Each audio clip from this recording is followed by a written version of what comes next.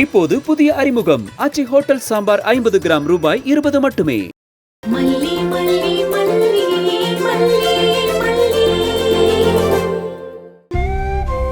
அண்ணா இந்தாங்க காஃபி குடிங்க. வேண்டாம் நாகு, காஃபி குடிக்கிற நிலைமையில என் மனசு இல்ல. மனசு இல்லன்னு அப்படியே இருந்துட முடியுமா என்ன? அடுத்து என்ன செய்யலாம்னு யோசிக்க அதுக்கு உடம்புல தெம்பு வேணும். முதல்ல குடிங்க. குடிங்க என்ன.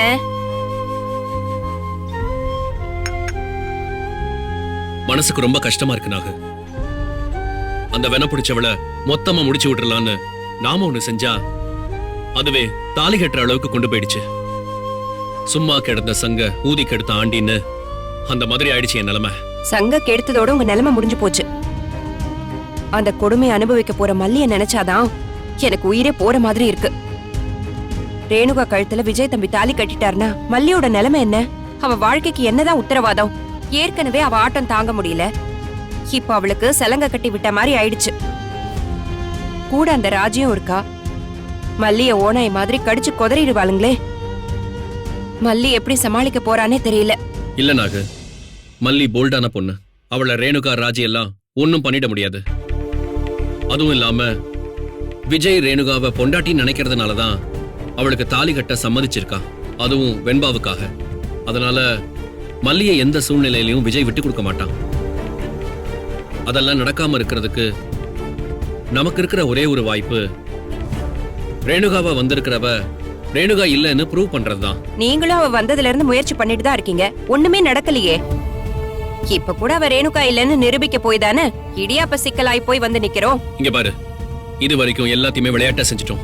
இது வரைக்கும் மல்லியோட லைஃபுக்கும் எந்த பிரச்சனையும் வரல. ஆனா இப்ப வந்துருச்சு. இனிமே சீரியஸ் ஏதாவது பண்ணிதான் ஆகணும். பண்ணிதான் ஆகணும். சரி, என்ன பண்ண போறோம்? கல்யாணத்துக்கு நாள் குறிச்சாச்சு. மடமடன் எல்லா வேலையும் செய்ய ஆரம்பிச்சிட்டாங்க. இப்படி இப்படி இப்படிங்கிறதுக்குள்ள நாள் ஓடி முடிஞ்சிரும். அதுக்குள்ள அவ ரேணுகா இல்லன்னு எப்படி நிரூபிக்க போறோம்? இந்த கல்யாணத்தை எப்படி நிறுத்த போறோம்?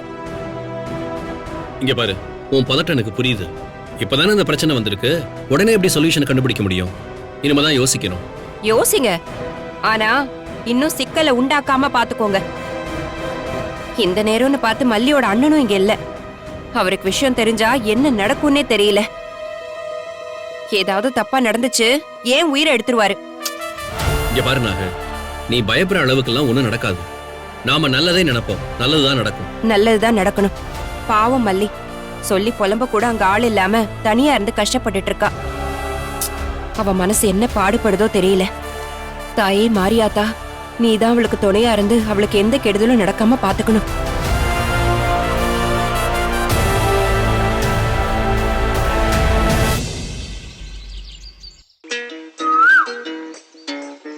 உப்பரிக்க நீயும் போகாதே, உன்னை பார்த்தாலே பூக்களுக்குள் கத்தி சண்டையடி. இந்த பாட்டுல இருக்கிற மாதிரியே ரேணுகாவும் மல்லியும் ஃப்ரெண்ட்ஸா இருந்தா எப்படி இருக்கும்?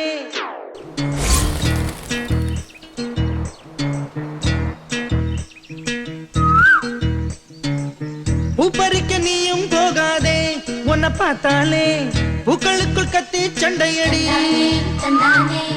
ஒட்டு வைக்க நீயும் போகாதே, உன்னை பார்த்தாலே கண்ணாடி கைகள் நீட்டும் அடி. கோயிலுக்கு நீயும் போகாதே, கோபுரங்கள் சாஞ்சி பார்க்குமடி. காட்டுக்குள்ள நீயும் போகாதே, கொட்டுகிற தேனி கூட்டம் தேனடிக்க உதட்ட சுத்துமடி. உப்பரிக்க நீயும் போகாதே, உன்னை பார்த்தாலே பூக்களுக்குள் கத்தி சண்டையடி.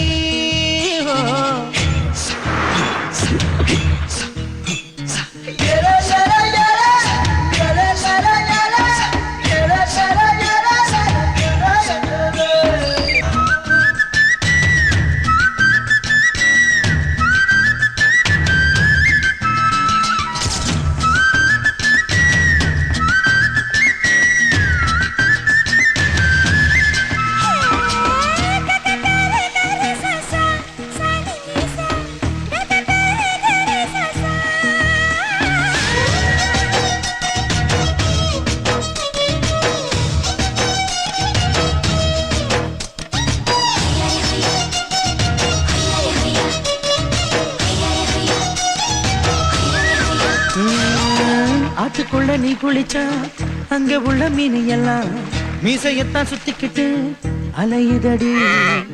ஆட்டுக்குட்டி கூட இப்ப தாடி ஒண்ணு வச்சுக்கிட்டு ஒரு தலை காதலுடன் திரியுதடி. குச்சிப்புடி கதகளி எல்லாம் நடகிலே புது புது பாடம் படிக்குவேன்.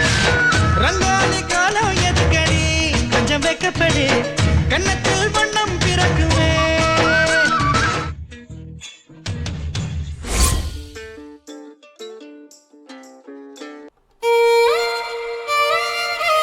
டாடா செல்லக்குட்டி வாங்க வாங்க வாங்க வாங்க. சாப்பிட்டீங்களா? பசிக்கல டாடா. ஏன் செல்லக்குட்டி? நீங்க தான் ரேணுமாவை கல்யாணம் பண்ண போறீங்களாமே, அப்ப மல்லிமா இனிமே எனக்கு அம்மாவா இருக்க மாட்டாங்களா டாடா? இதெல்லாம் உனக்கு யார் சொன்னாங்க? நிஷா சித்தி தான் சொன்னாங்க. அவ ஒரு லூசு, புரியாம ஏதோ சொல்லிருக்கா. அப்ப ரேணுமாவை நீங்க கல்யாணம் பண்ண போறது இல்லையா டாடா? இது கல்யாணம் இல்ல வெண்பா. அப்புறம் எல்லாரும் கல்யாணம்னு சொல்றாங்க. சரி, ரேணுமா யாரு? என்னோட அம்மா. அவங்கதான் உன்னோட நிஜ அம்மா. அவங்க வயித்துல இருந்து தானே நீ பிறந்த. அவங்க சாமி கிட்ட போயிட்டாங்கன்னு நினைச்சோம். அதனால உன்னை பாத்துக்கணுமே நான் மல்லி அம்மாவை கல்யாணம் பண்ணேன். இப்ப ரேணு அம்மா திரும்ப வந்துட்டாங்க. ரேணு அம்மா கழுத்துல தாலி இல்லாம இருக்காங்கல்ல. உனக்கு தாலினா என்னன்னு தெரியும்ல? தெரியும் டாடா. அத போட்டுக்கிட்டாதான் ரெண்டு பேரும் ஹஸ்பண்ட் அண்ட் ஒய்ஃப். எஸ், அதனாலதான் ரேணு அம்மா கழுத்துல அப்பா தாலி கட்டுறேன். அது ஏற்கனவே அப்பா கட்டினதுதான், அத மறுபடியும் கட்டுறேன். அவ்வளவுதான், புரிஞ்சுதா? அப்ப மல்லிமா நம்ம கூட இருக்க மாட்டாங்களா? மல்லியம்மா எப்பவுமே நம்ம கூட தான் இருப்பாங்க. ரேணு அம்மாவும் நம்ம கூட தான் இருப்பாங்க. உனக்கு ரெண்டு அம்மா. வேணாம் டாடா, எனக்கு ஒரு அம்மா மட்டும் போதும். மல்லிமா மட்டும் போதும். எனக்கு ரேணுமா வேணாம் டாடா, ப்ளீஸ் டாடா. ஏன் வெண்பா? எனக்கு மல்லிமாவை மட்டும் தான் பிடிக்கும். மல்லிமா மட்டும் போதும் டாடா, ப்ளீஸ் டாடா.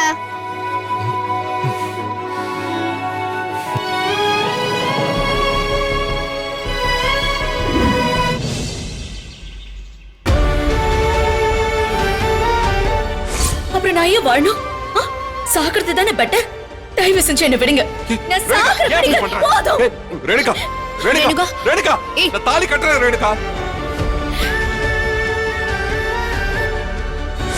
ஆனா நான் உன் கழுத்துல தாலி கட்டிட்டேன். நீதான் என் பொண்டாட்டி. அதுல எந்த மாற்றமும் இருக்க கூடாது. உன்னோட ஸ்தானம் எந்த இடத்துலயும் குறைஞ்சிட போறதில்ல. அது யாரும் குறைக்கவும் நான் விட மாட்டேன். விஜய், விதி இப்படி ஒரு இடத்துல நம்மள கொண்டு வந்து நிறுத்திடுச்சு. இதுக்கு காரணம் நான் தான். ரேணுகா அக்கான்னு நினைச்சு தேடி கண்டுபிடிச்சு போராடி அவளை இந்த வீட்டுக்குள்ள கூட்டிட்டு வந்தேன். இப்ப ரேணுகா அக்கா இல்லைன்னு தெரிஞ்சிருச்சு. அதே மாதிரி போராடிதான் அவளை நம்ம வாழ்க்கையை விட்டு வெளியே அனுப்பணும் போல இருக்கு. அனுப்பியே தீரணும், இல்லன்னா என் பேர் மல்லி இல்ல.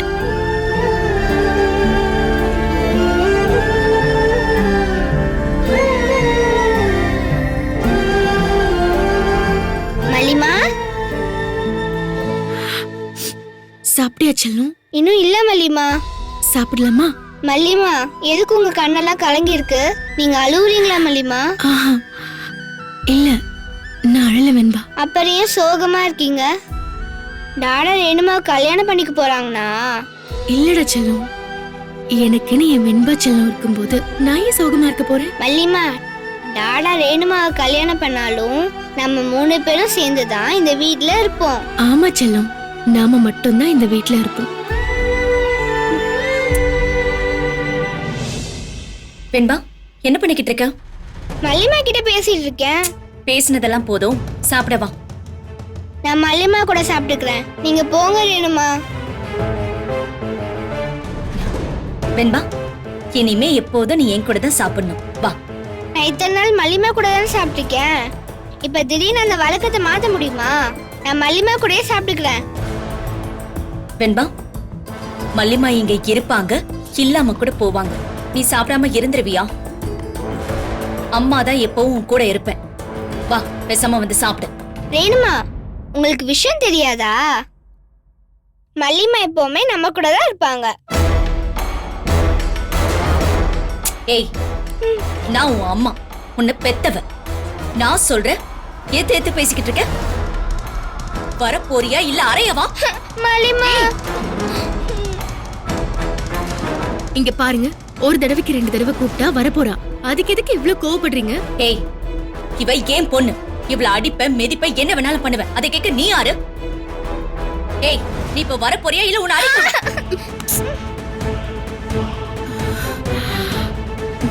இங்க பாருங்க ப்ளீஸ், நம்ம பொண்ணு எதுக்காக அடிச்சுக்கிட்டு? மென்பா, நீ ஹால்ல இரு. மல்லிமா ரேணுமா கிட்ட ஒரு விஷயம் பேசிட்டு பின்னாடியே வர. ம். என்ன தைரியம் இருந்தா ஏன் பொண்ணை ஏன் முன்னாடி கை நீட்டுவ? உனக்கு அவ்வளவு தைரியம் வந்துருச்சா? இத பாரு, நான் எதை வேணாலும் பொறுத்துப்பேன். வெண்பா விஷயத்துல நீ நுழைஞ்ச தொலைச்சிருவேன், தொலைச்சு. இதோ பாரு, கதிரேசனோட பொண்ணு, நிஷாவோட அக்கா, விஜயோட பொண்டாட்டி அப்படிங்கிற கதையெல்லாம் எல்லாரும் இருப்பாங்க பாரு. அந்த சமயத்துல மட்டும்தான், யாரும் இல்லாத நேரத்துல நீ சுடர், நான் மல்லி. அத ஞாபகம் வச்சுக்கோ. அதே நாடகத்தை எல்லா சமயத்திலயும் போடலாம் நினைச்ச உன் முகத்தை கிழிச்சு விட்டுருவேன். ஒரு விஷயத்த நல்லா தெரிஞ்சுக்கோ, வெண்பா எனக்கு பொண்ணு இல்ல, அவ என்னோட உயிர். அவளை நான் வயித்துல சுமக்கல, ஆனா நெஞ்சில சுமந்துட்டு வாழ்ந்துட்டு இருக்கேன். அவளை நீ தொடலான்னு நினைச்சேன்னு வையி, அப்புறம் நான் பத்திரகாளி ஆயிடுவேன்.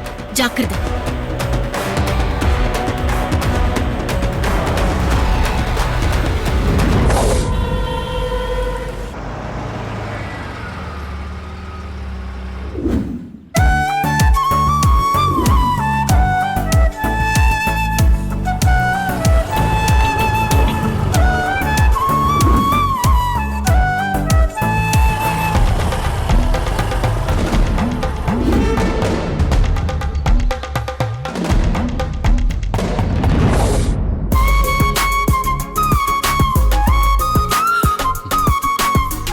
Hi Vijay, welcome to our new project. Hi Guna, best wishes. இந்த ப்ராஜெக்ட் நம்ம 2 பேரோட லைஃபையும் மாத்த கண்டிப்பா. போகுது.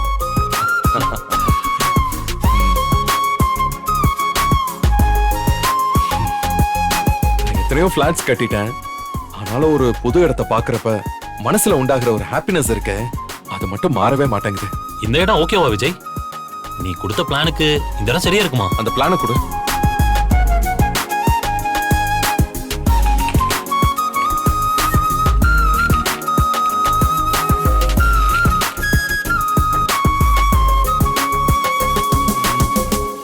இதானே ஈஸ்ட்? ஆமா விஜய், இதுதான் ஈஸ்ட். அப்போ இந்த பக்கம் ஒரு என்ட்ரன்ஸ், அந்த பக்கம் ஒரு என்ட்ரன்ஸ். அந்த ஸ்விம்மிங் பூல் வந்து இந்த இடத்துல வரும். மிடில்ல அங்க பார்க். இந்த first block, second block, third block, இது எல்லாமே சரியா இருக்கு குணா. உனக்கு கான்ஃபிடன்ஸ் இருக்கா விஜய்? இந்த ப்ராஜெக்ட் நல்ல ப்ராஜெக்டா வருமா? நல்ல ப்ராஜெக்டா வருமாவா? இது என்னோட பெஸ்ட் ப்ராஜெக்டா வரப்போகுது. இது என்னோட ட்ரீம் ப்ராஜெக்ட். இப்படி ஒரு ப்ராஜெக்ட்டுக்காக தானே இத்தனை நாளா காத்துக்கிட்டு இருந்தேன். ஏதோ புது ப்ராஜெக்ட் பத்தி பேசுறாங்க போலயே. என்ன பேசுறாங்கன்னு ஒண்ணு புரியலையே. உன்னுடைய ட்ரீம் ப்ராஜெக்ட்ல நான் அசோசியேட் பண்றது எனக்கு ரொம்ப பெருமையா இருக்கு விஜய். குணா, அதுக்கு நான் தான் உனக்கு தேங்க்ஸ் சொல்லணும். என் அக்கா ராஜேஸ்வரி என்னோட எல்லா ப்ராப்பர்ட்டிஸையும் பறிச்சுட்டு விட்டா. என் பிசினஸ், இத்தனை வருஷம் உழைப்புல நான் சேர்த்த அசெட்ஸ் எதுவுமே இப்ப என்கிட்ட இல்ல. லிட்டரலா சொல்லணும்னா நான் இப்ப நடுத்தருல நிக்கிற பொசிஷன்ல தான் நிக்கிறேன். இந்த சமயத்துல என்னோட ஜாயிண்ட் வெஞ்சர் பண்ண வந்திருக்க பாரு. உனக்கு நான் எவ்வளவு தேங்க்ஸ் பண்ணாலும் பத்தாது. விஜய், உன் திறமை என்னன்னு எனக்கு நல்லா தெரியும் விஜய். உன் கூட ஜாயிண்ட் வெஞ்சர் பண்ணனா அது எனக்கு தான் ப்ராஃபிட். பணம் ஏற்பாடுலாம் ஸ்மூத்தா போகுதா? ஒரு பேங்க் லோன் தான் ஏற்பாடு பண்ணிட்டு இருக்கேன். எல்லா ப்ரொசீஜரும் கம்ப்ளீட் ஆயிடுச்சு. அவங்க கிட்ட இருந்து ஒரு எஸ் யூ கேன் ப்ரொசீட்னு ஒரு லெட்டர் வரணும். அதுக்கு தான் வெயிட் பண்ணிக்கிட்டு இருக்கேன். கண்டிப்பா வந்துடும் விஜய். ஆமா, இந்த பூமி பூஜை பண்றதெல்லாம் எப்ப பண்ணலாம்? அது அந்த நல்ல நாள்லாம் நீயே முடிவு பண்ணிருக்கணும். அதுலலாம் நான் ரொம்ப வீக். அப்ப என்ன பழைய பஞ்சாங்கன்னு சொல்ற?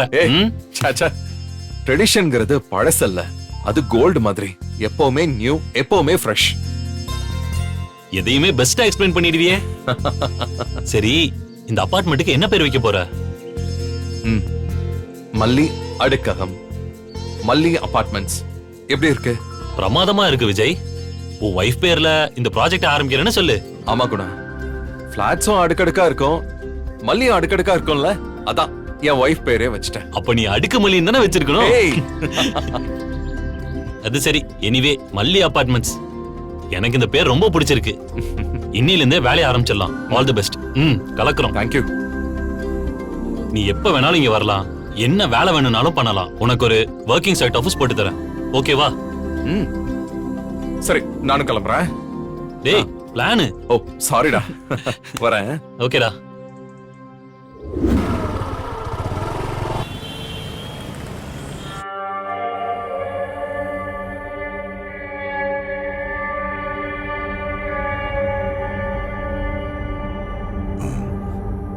அண்ணா, அவனை ஃபாலோ பண்ணி போய் அவன் எங்க போனான்னு கேட்ச் பண்ணிட்டேன்.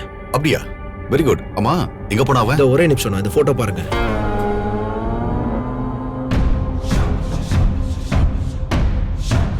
ஒரு நியூஸ் சைட் போல தெரியுதே. இந்த இடத்துல வேற யாராவது இருந்தாங்களா? இல்லண்ணா, அவங்க 2 பேர் தான் பேசிட்டு இருந்தாங்க. கொஞ்ச நேரம் பேசிட்டு இருந்துட்டு போயிட்டாங்கண்ணா. அந்த இன்னொருத்தன் எப்படி இருந்தான்? ரிச்சா இருந்தானா? அவன் கார்ல வந்திருந்தான், இவன் பைக்ல வந்திருந்தான். அப்படின்னா கொஞ்சமாச்சும் ரிச்சா தான் இருப்பான்னு நினைக்கிறேன். என்ன பேசினாங்கன்னு கெஸ் பண்ண முடிஞ்சதா? நான் பக்கத்திலே போலண்ணா, தூரமாவே இருந்து கவனிச்சுட்டு வந்துட்டேண்ணா. ஓகே, இப்போதைக்கு இது போதும். இப்போ முதல்ல ராஜி கிட்ட கன்வே பண்ணிடுவோம்.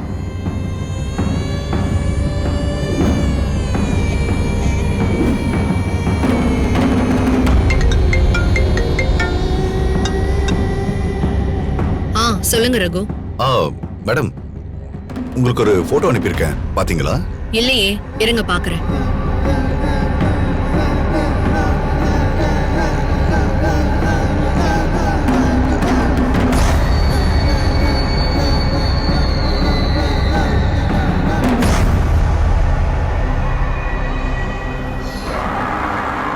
பரவாயில்லையே, எல்லுனா என்னையா இருக்கீங்களே. என் தம்பி விஜய ஃபாலோ பண்ணுங்கன்னு தான் சொன்னேன். ஆனா அவன் எங்க என்ன பண்ணிட்டு இருக்கான்னு எல்லாத்தையும் போட்டோவாவே அனுப்பி விட்டுருக்கீங்க. Very good. உங்களை போல பிக் ஷாட்டோட பழக்கத்தை இந்த மாதிரி ஒர்க் பண்ணி தான் காப்பாத்திக்க முடியும். Very good.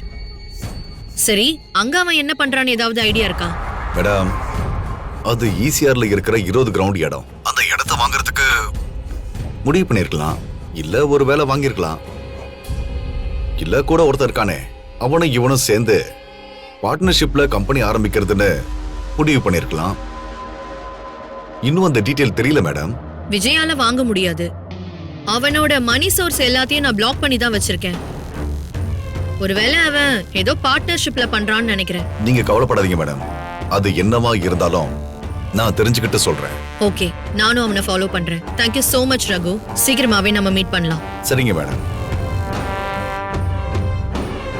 She is very smart. எப்பவுமே நம்ம கிட்ட இருந்து மட்டும்தான் விஷயத்தை வாங்கிப்பாலே தவிர அவ மூலமா நமக்கு ஒரு விஷயத்தை கூட லீக் பண்ண மாட்டா. இந்த மாதிரி இருக்கிற விமன் தான் எப்பவுமே சேலஞ்ச். பாத்துக்கலாம்.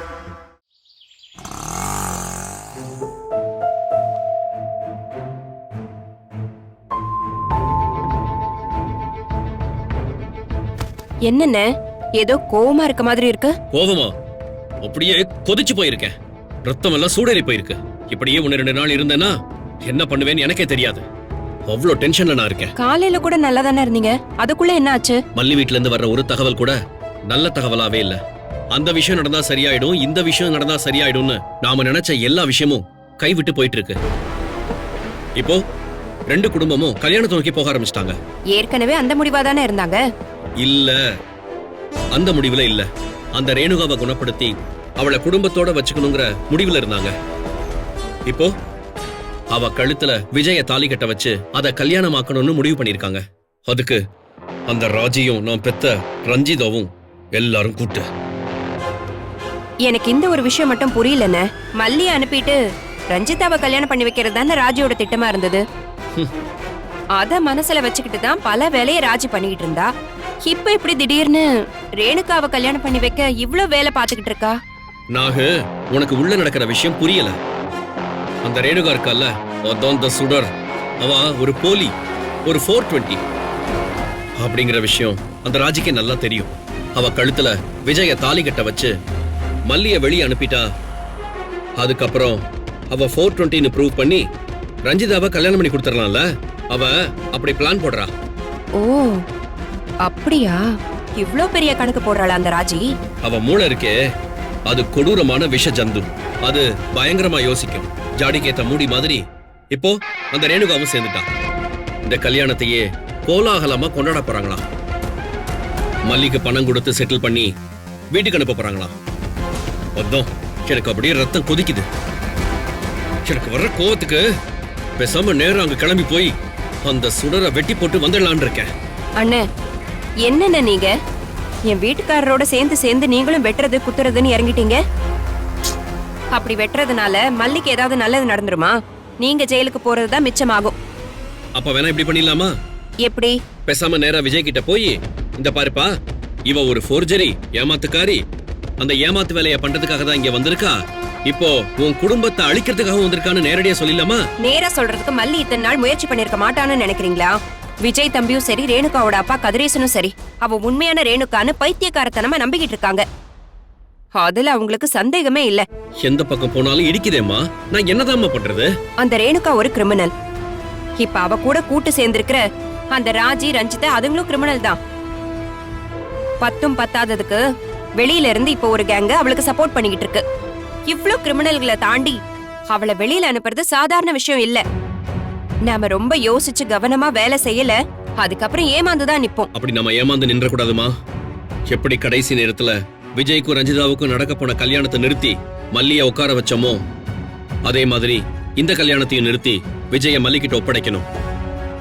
அதை நடத்தி முடிக்கிற வரைக்கும் எனக்கு தூக்கம் கிடையாது. நானும் உங்க கூட இருக்கேன். விஜய் தம்பியா அந்த நாசக்காரி கிட்ட இருந்து மீட்டு கொண்டு வருவோம். கவலைப்படாதீங்க. முதல்ல கொஞ்சம் ரிலாக்ஸா இருங்க. நான் போய் டீ போட்டு எடுத்துட்டு வரேன். டீயை குடிச்சிட்டு பொறுமையா யோசிப்போம். சரி.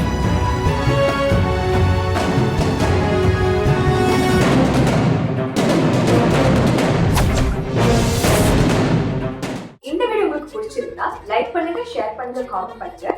மறக்காம சரிகமா டிவி ஷோஸ் தமிழுக்கு சப்ஸ்கிரைப் பண்ணுங்க.